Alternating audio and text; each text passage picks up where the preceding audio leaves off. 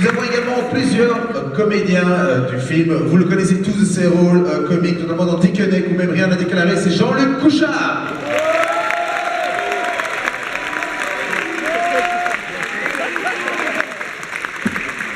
Autrement le film, c'est l'idée pour Xavier Mussel.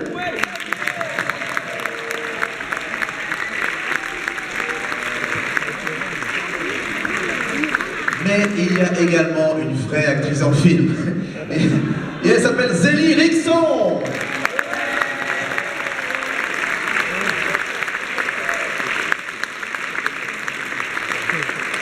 Vous remarquerez les détails qui claquent, le t-shirt Stranger Things.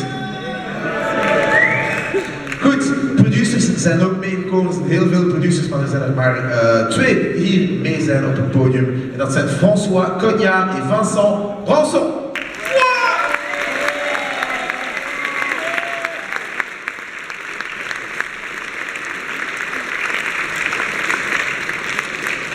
Bienvenue à tous, bienvenue à tous.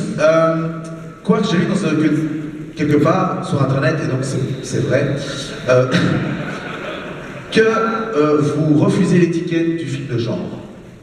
Alors, non, pas vraiment. Comme tu viens de le dire, fake news, total, internet, mytho. C'est pas vrai, je refuse pas du tout l'étiquette de film de genre. J'en avais parlé effectivement. J'étais surpris par l'étiquette de film de genre en fait au début. Mais je me suis adapté à ça et c'est vrai finalement ça peut être un film de genre, je suis d'accord. Moi j'avais juste une histoire en tête. Je me suis jamais dit, ok viens on va faire un film de genre. Je pense que tous les films sont des films de genre, je pense que la vie elle-même est un film de genre. On n'est jamais dans le même état d'esprit, tout change, rien n'est ancré.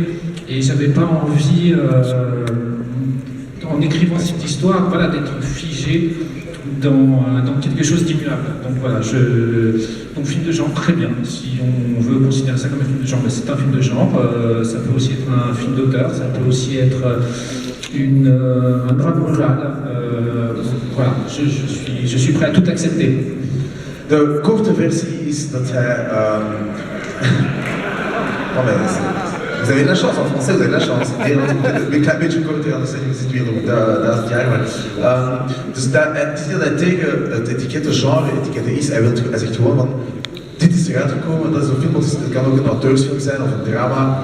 Maar hij vindt het zeker niet erg om een genrefilm te noemen. Et alors, ça c'est toujours bien. L'idée est venue en photographiant des cadavres, comme on fait un week-end quand on s'emmerde. On y va, on prend son appareil photo, on fait des photos de cadavres, quoi, tu vois. Non. Si. Alors, c'était pas vraiment un divertissement du week-end, mais effectivement, oui, c'était ça. Je travaillais, j'étais photographe à cette époque-là et je travaillais sur un travail photographique qui a trait à la mort.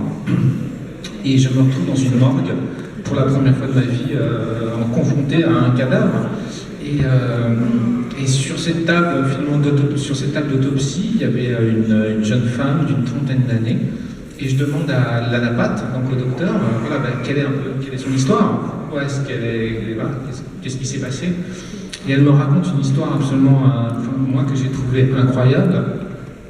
Elle me dit que cette femme a été retrouvée chez son frère et elle était morte depuis plus de 3 semaines. Et son frère, en fait, pendant ces 3 semaines, avant d'appeler les autorités pour prendre en charge le corps de sa sœur, vivait vraiment avec elle et n'acceptait pas la mort de sa sœur. Il n'acceptait pas que sa sœur puisse être décédée. Donc il traitait son cadavre comme si elle était vivante.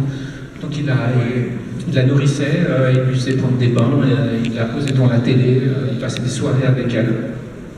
Et ça m'a vraiment interpellé. Et je me suis dit que j'avais envie d'un vent. C'était à Charleroi en fait. T'es en Belgique? Non, c'était à La Réunion. Mais voilà, donc ça m'a vraiment interpellé et je me suis dit que j'avais envie. Elle avait un training, la bonne femme. Charleroi. Bon voilà. Et donc voilà, j'avais envie d'inventer, enfin, je me suis dit, voilà, j'avais envie d'inventer l'histoire de ce frère et de ce frère et de cette sœur sans la connaître, mais j'avais envie de redonner une identité à cette personne morte face à moi. Et c'est vraiment comme ça que m'est venue l'impulsion, l'idée d'écrire ce film. Voilà.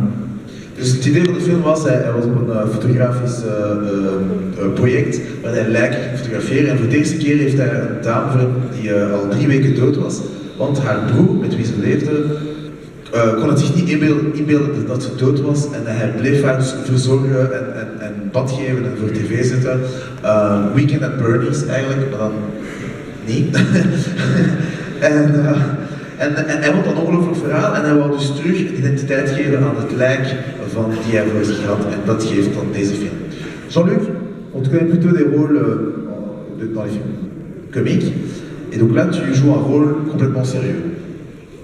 Est-ce que tu veux dire rien à foutre, je fais tout, je serai un bat. Ah putain, moi je suis un acteur de théâtre, moi j'ai fait des rôles sérieux, tout ça, et puis en plus, t'as pas vu ma filmographie, j'ai commencé par Calvaire, je te signale. Oui, c'est vrai, c'est vrai. Moi je n'ai rien à foutre. Voilà, ça c'est quand on se fait remballer, ça sont pas des problèmes. Écoute, merci beaucoup à tous, on vous retrouve pour le... Et une chanson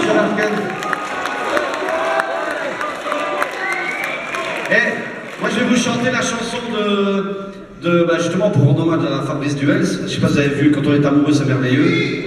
Ah bah voilà. Et vous vous souvenez la chanson d'Adam?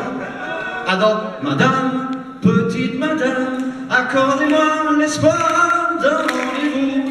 Ma vie est pleine de vous, car je suis amoureux de vous. Petite madame, madame. Je vais vous faire la version trash, madame.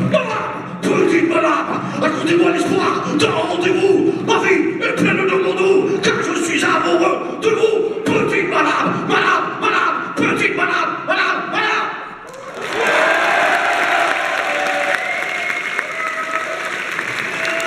Merci beaucoup à tous, on vous retrouve pour le Q&A après la séance.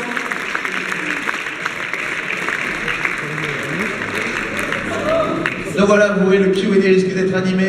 Car c'est qu'il y en a du Q&A, c'est dans le Terracan.